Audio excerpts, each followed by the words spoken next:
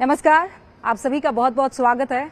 आप news 18 India देख रहे हैं और आपके साथ मैं हूं रुबिका लियाकत।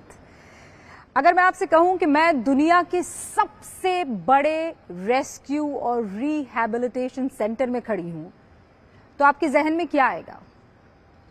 हो सकता है आप किसी डेवलप नेशन के बारे में सोचें, शायद आपके जहन में अमेरिका आ जाए या रशिया आ जाए।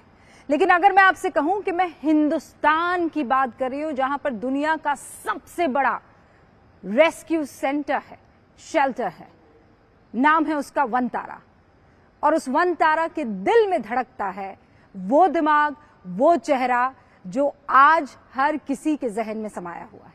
मैं इस वक्त इनवाइट करना चाहती हूं धीरूभाई अंबानी के पोते मुकेश और नीता अंबानी के बेटे अनंत अंबानी को। बहुत बहुत बहुत बहुत शुक्रिया हमारे साथ जुड़ने के लिए, बातचीत करने के लिए। सबसे पहले तो इस खूबसूरत प्रोजेक्ट के लिए आपको ढेर सारी बधाइयां। ये आपका पैशन है कि प्रोफेशन है? ये मेरा पैशन है और ये तो मेरा हमने ये पूरा ये सोच रचाया था बचपन से ही। माता जी ने मुझे सिखाया था हम जानवर का और अलग अलग जीव जंतु का सेवा कैसे करें। तो बचपन से ही मेरे घर में माता जी, मेरे से पहले जब वो छोटे थे, उन्होंने 20-25 कुत्तों को पाला था घर पे। और मुंबई के लिए वो तो बहुत बड़ी बात होती है, 20-25 कुत्ते घर पे फ्लैट में रखना। सेंटा क्रूज में रहते थे वो उनके शादी से पहले। और माता जी ने मुझे सिखाया कि जो बेजुबान जानवर है उसका सेवा सबसे बड़ी सेवा है, वही सबसे बड़ी पुण्य वाली सेवा है, और वही धर्म है, और वही एक ऐसी चीज है जो आदमी को बहुत सारा पुण्य प्राप्त करा सकता है। तो इस विचार से हमने ये काम बचपन में हमने डोमेस्टिकेटेड एनिमल, जो पालतू जानवर है, गाय, भैंस, बकरी, मुर्गियाँ, खरगोश, जो सुअर, सबसे हमने चालू की थी। मुंबई में करजत में 100 एकड़ में हमने उस समय 1 लाख पालतू जानवर का चालू किया था। फिर हम सोचे जामनगर कैसे आना हुआ? मतलब आप कह रहे हैं करजत में थे, मुंबई में सब कुछ आपके पास था, माँ ने बचपन से एक पूरा बेस बनाकर रखा था। अनंत अंबानी जामनगर कैसे आ गए? तो मेरे दादाजी और मेरे जो दादी जी है, दादी जी जामनगर के हैं। तो दादाजी ने एक सपना सोचा था कि हम जामनगर में दुनिया का सबसे बड़ा रिफाइनरी बनाए। पिताजी ने वो सपना साकार की, दादाजी की। पिताजी ने यहाँ खुद जामनगर में 10 से 12 साल रहकर ये रिफाइनरी बनाई, जो दुनिया का सबसे बड़ा रिफाइनरी है। अब यहाँ न्यू एनर्जी का भी एक बहुत बड़ा कॉम्प्लेक्स बनने जा रहा है जानवरों के लिए। इसके लिए सोचा मेरे माताजी ने जामनगर में 1000 एकड़ पर एक जंगल खड़ा कर दिया। आप तो एयरपोर्ट से आए होंगे, तो आजू बाजू में आपने देखा होगा कि पूरा बंजर जमीन है, बट यहाँ आप देखोगे तो आपको झाड़ी झाड़ देखा जाएगा। तो माताजी ने ये पूरा बहुत मेहनत की 1995 से। बचपन से मेरा घर यही है। मैं जितना मुंबई का हूँ उतना जामनगर का हूँ। तो हम यहाँ बसे। तो माताजी ने तो यहाँ पूरा एक टाउनशिप बनाया। हमारे जो कर्मचारी है उनको रहने के लिए ऐसे टाउनशिप बनाया जैसे आप अगर वहाँ जाओगे तो आपको लगेगा आप कैलिफोर्निया में। आप तो देखे ही होंगे कैलिफोर्निया में। यहाँ पे टेम्परेचर जो है वो गिर गया है जी। और मैंने कुछ लोगों से बात की है, उन्होंने कहा है अब हरियाली दिखती है हर जगह पर। हमने टोटल यहाँ 8.5 करोड़ झाड़ लगाए हैं। 8.5 करोड़? माताजी और पिताजी ने 8.5 करोड़। रिफाइनरी तो है ही, बट साथ साथ में यहाँ दुनिया का सबसे बड़ा आम का बगीचा भी बनाया गया है।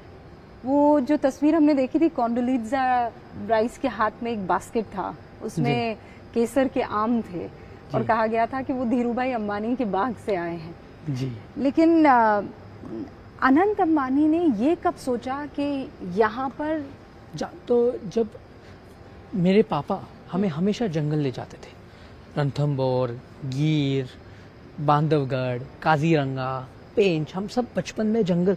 पापा खाली एक ही समय पापा हमें छुट्टियां में लेके जाते थे, वो जंगल होता था। हम और कहाँ छुट्टी जाते ही नहीं थे, जंगल। तो हमें वाइल्ड लाइफ से बहुत प्रेम था।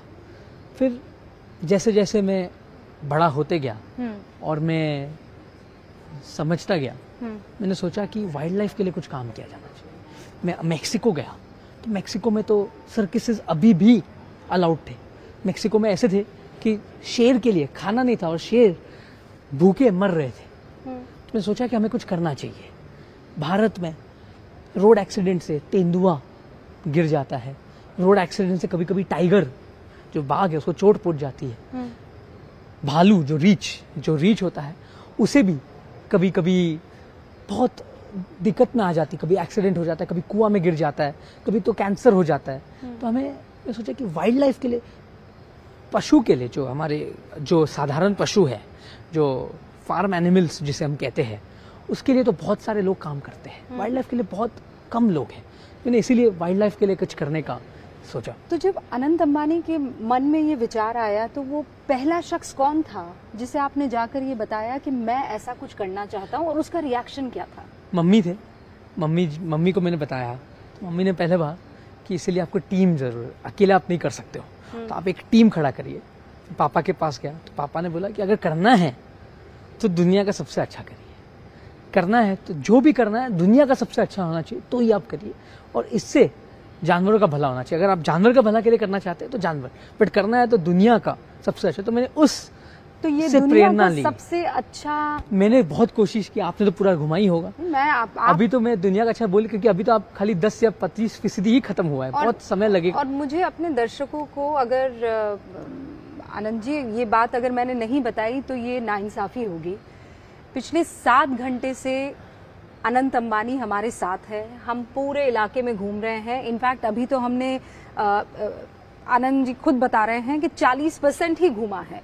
कितना बड़ा ये इलाका है, यहाँ कितने आप जानवर लेकर आए हैं, कितनों को बचाया आपने? अभी तक हमने ये 2000 से 2500 एकड़ में बनाया है रेस्क्यू सेंटर। यहाँ का हॉस्पिटल जो है, इसमें 6 सर्जरी सेंटर्स हैं, इन पेशेंट वार्ड है, आउट पेशेंट वार्ड है, MRI मशीन है जो मेरे हिसाब से इंडिया में एक ही है, CT स्कैन है जानवरों के लिए, रोबोटिक सर्जरी मशीन्स है, लैब है जिसमें 100 से ज़्यादा वैज्ञानिक काम करते हैं, और लैबोरेटरी स्पेशलिस्ट भी यहाँ काम करते हैं। मतलब वो सुविधाएं ऐसी हैं कि आप किसी शानदार 5 स्टार जो ह्यूमन बीइंग्स के हॉस्पिटल होते हैं वो भी कम पड़ जाएंगे। मैं सच बता रही हूँ, इतनी शानदार यहाँ पर सुविधा है।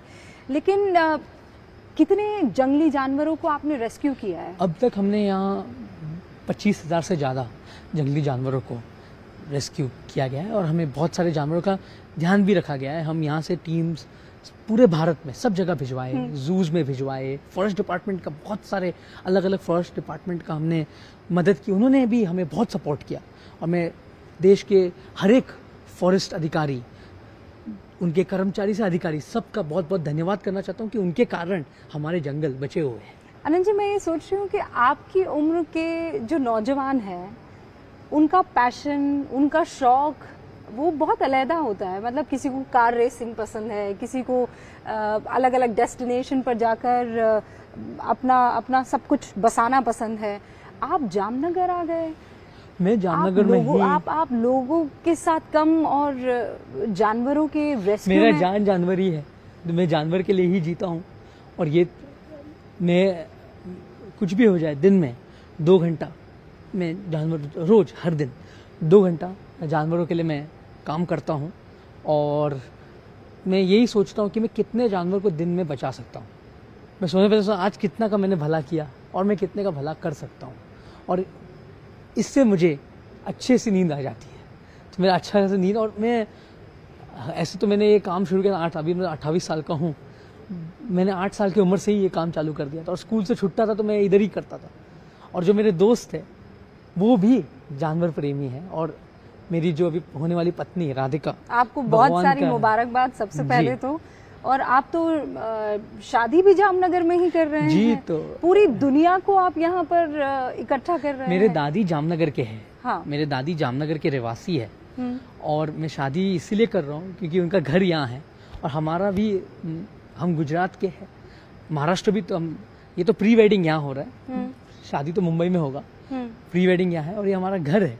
तो और हम यहाँ ही घर में ही शादी के, जामनगर के वासी के साथ, हमारे बहुत सारे जो मेरे कलीग्स हैं उनके साथ शादी प्री वेडिंग करेंगे तो अलग ही मजा होगा। तो आपकी होने वाली धर्मपत्नी आपके इस प्रोजेक्ट को कितना सराहती हैं, कितना उनका योगदान है, वो क्या कहती हैं? वो भी एक बहुत बड़े जानवर प्रेमी हैं और वो कभी भी ये नहीं बोलती है कि आप, क्योंकि बहुत समय मेरे पास समय ही नहीं बचता है, काम के बाद में इस पर लगा रहता हूँ तो इस पर लगा, तो वो साथ साथ में मुझे मदद करते हैं। अगर कोई जानवर बीमार है तो हमारे जो वैद्य, जो हमारे पशु वैद्य है, उनसे बात करना, कभी कभी अगर मैं अवेलेबल नहीं रहता हूँ या मैं मौजूद नहीं रहता हूँ यहाँ, तो वो खुद पशु वैद्य से बात कर लेते हैं। वो खुद हमारे जो ट्रस्ट के मैनेजर्स हैं उनसे बात करके फीडबैक लेते हैं, और वो खुद कोई हाथी है जो उनको आवाज़ से पहचानते हैं। हमने बहुत सारे हाथी रेस्क्यू किए हैं साथ में, और बहुत सारे हाथी राधिका को आवाज़ से पहचानते हैं। और उससे ज़्यादा मेरी जो मम्मी है वो मेरी सबसे बड़ी प्रेरणा रही है। मम्मी ने बचपन से ही मुझे सिखाया, और वो खुद, मतलब मम्मी ने हमें, जब कबूतर मांझा से कट जाते थे तो मम्मी, जब हम छोटे थे, मम्मी उनको घर पे लाते थे, मम्मी पालते थे, उनका पोषण करते थे। मम्मी ने घर पे एक बाज का बच्चा जब छोटा था, गिर गया था झाड़ से, उसको भी बड़ा किया और छोड़ा। मम्मी ने हमें नीचे घर पे, हमारे बहुत बिल्ली होते थे, उनके रोज दूध, हम सब बच्चे लोग, मैं, मेरे भाई, मेरी बहन, सब दूध लेकर जाते थे। तो हमारा दुनिया ही जानवर, इसके लिए हम हमारे दुनिया में मस्त है, इसलिए हमें और कुछ करने का ज़रूरत नहीं है। और काम तो काम होता रहेगा, दुनिया चलती रहेगी, बट जानवर के लिए हम, ये एक हमें प्रेरणा मिलती है सब मम्मी से और सबसे, कि हम जानवर के और काम करें। ये तो आपको मैं अभी भी बोला, जो आप देखा, ये तो खाली एक छोटी सी झांकी है। मतलब एक तो हमने आपने जो गजराज, और देखिए साक्षात गणेश जी जो है, उनकी मूर्ति आपने यहाँ पर स्थापित की हुई है। सैकड़ों हाथी जो है आपने रेस्क्यू किए हैं। आप अलग अलग इलाकों से रेस्क्यू करके वाइल्ड कैट्स को भी लेकर आए हैं। इनफैक्ट प्रधानमंत्री नरेंद्र मोदी का भी प्रोजेक्ट, टाइगर को ले लीजिए, जो कीनिया से चीता लाए गए थे, उनको प्रधानमंत्री तो हम सब के लिए बहुत बड़ा एक प्रेरणा है। प्रधानमंत्री ने जो भारत के लिए किया है और जो वाइल्ड लाइफ के विषय में किया है, मैं मानता हूं कि उन्होंने एक बहुत बड़ी काम किया है कि चीता प्रोजेक्ट को सफल किया। प्रोजेक्ट लायन जो गिर में है, जो एकदम दुर्लभ है, उनके कारण सफल, उन्होंने ये प्रोजेक्ट आगे बढ़ाया था, और हम सब उनसे प्रेरणा लेते हैं। अगर हम उनका 0.5% भी जानवर के लिए करें, हमारे लिए बहुत बड़ी बात है। वो तो बहुत बड़ी सोच रखते हैं, कर सकते हैं। हम भी जितना हमारे से होता है हम जानवर के लिए करते हैं, और उनसे जो प्रेरणा मिलती है वो कुछ अलग ही महसूस होता है, एक अलग ही पावर आ जाता है कि हम और कुछ करें। जब भी हम उनको टीवी पे सुनते कि प्रोजेक्ट लाइन है, जब वो चीता आए तो बहुत खुशी हुई। तब आपने रिलेट किया था इस बात से? क्योंकि बिल्कुल, ये तो हमारा एक सपना साकार हुआ। हमारे चीते जो भारत से चले गए थे, जो भारत से एकदम एक्सटिंक्ट हो गए थे, उनको वापस लाना बहुत बड़ी बात है। तो ये जो उन्होंने किया, ये एक बहुत काबिल तारीफ बात। अनंत अंबानी का पैशन पूरे देश को समझ में आ गया है, लेकिन इस पैशन को क्या और आप पर देंगे, और इसका कोई मुकाम है, या जामनगर तक ये सीमित रहने तो हम वाला है? जामनगर में एक ऐसे केंद्र बनाना चाहते हैं कि हम कैपेसिटी बिल्डिंग यहाँ से करें। हम यहाँ से जितने भी हमारे वेद, जो पशु वेद है, उनको हम पूरे भारत में भेजें, यहाँ सिखाकर, कि भारत में ऐसे, हमारा ये मकसद रहेगा कि एक भी एंडेंजर्ड जानवर बीमारी से ना मरे कैप्टिविटी में, और जितना हो सके उतना हम दूसरे को मदद करें, कैपेसिटी बिल्डिंग करें। भारत में 150 से ज़्यादा चिड़ियाघर है। हम उन सब को जितना हो सके उतना सपोर्ट करना चाहते हैं कि वो दुनिया का नंबर 1 बने, और भारत इसमें एक लीडिंग स्ट्रैटेजिस्ट बने, और भारत में हम चालू करें कि वाइल्ड लाइफ कैसा, तो इसमें बूंद बूंद से सागर बनता है। तो हम ये चाहते हैं कि जामनगर एक ऐसा हॉस्पिटल, लैब, आपने तो देखा, ऐसे एक बने कि जहाँ होगा, और रेस्क्यू सेंटर हॉस्पिटल जैसे आपको हमेशा बढ़ता रहेगा, जैसे ज़रूर होगी उस हिसाब से हम बढ़ेंगे और बचाव का कार्य में करेंगे, और जैसे भगवान हमें शक्ति देंगे उस हिसाब से करेंगे, जो मंजूर। मुझे पूरा यकीन है कि आप जो इंस्पायर हुए हैं अपनी माँ से, आप चाहेंगे कि ऐसे लाखों अनंत पैदा हों हिंदुस्तान में जी, लेकिन उसके लिए आपको इंस्पायर करना भी ज़रूरी है। तो एक आम आदमी जो ये जानना चाहता है, देखना चाहता है कि आपने किस तरीके की फैसिलिटी बनाई है, वो आ सकता है यहाँ पर? जी बिल्कुल। अब हम जैसे जानवर थोड़े सेटल हो जाए, हमारा जूलॉजिकल पार्क खुलेगा, हमारा हॉस्पिटल के लिए हम एक विजिटर गैलरी बनाएंगे। और ये नॉट फॉर प्रॉफिट है, ये बिल्कुल सेवा का कार्य है। जैसे मैंने आपको कहा, ये प्राणी संग्रहालय नहीं, ये प्राणी सेवालय है। तो हम यहाँ लोगों को, यहाँ उनको एक अलग प्रेरणा से भावुक होकर कुछ जानवर के लिए करने ज़रूर बुलाएंगे। और हम ऐसे भी सोच रहे हैं कि हम कॉलेजेस और स्कूल के बच्चे के लिए एक एजुकेशन हब यहाँ तैयार करें कि उनका विजिट्स कराए। और इस पर काम चालू है और जल्दी ही जनता इसका लाभ ले पाएगी। हिंदुस्तान हमेशा से इस बात पर फख्र करता है कि वो वसुधैव कुटुंबकम के प्रिंसिपल में यकीन रखता है। आपने जानवरों के लिए भी इनफैक्ट जामनगर को एक वसुधैव कुटुंबकम का हब बना दिया है जी। अगर ये कहूँ मैं तो गलत नहीं होगा। सनातन ने मुझे बहुत प्रेरणा दी। आप अगर देखोगे तो आप हमारे बहुत रिलीजियस हैं। जी, भगवान जो भी है, भगवान के कारण हम सब है। श्री कृष्ण कहते थे हाथी घोड़ा पाल की, जय कन्हैया लाल की। और श्री कृष्ण के सबसे प्यारे होते थे गाय, हाथी, घोड़ा। और हमारे हर एक देवता या देवी, हर एक का वाहन जानवर होता था।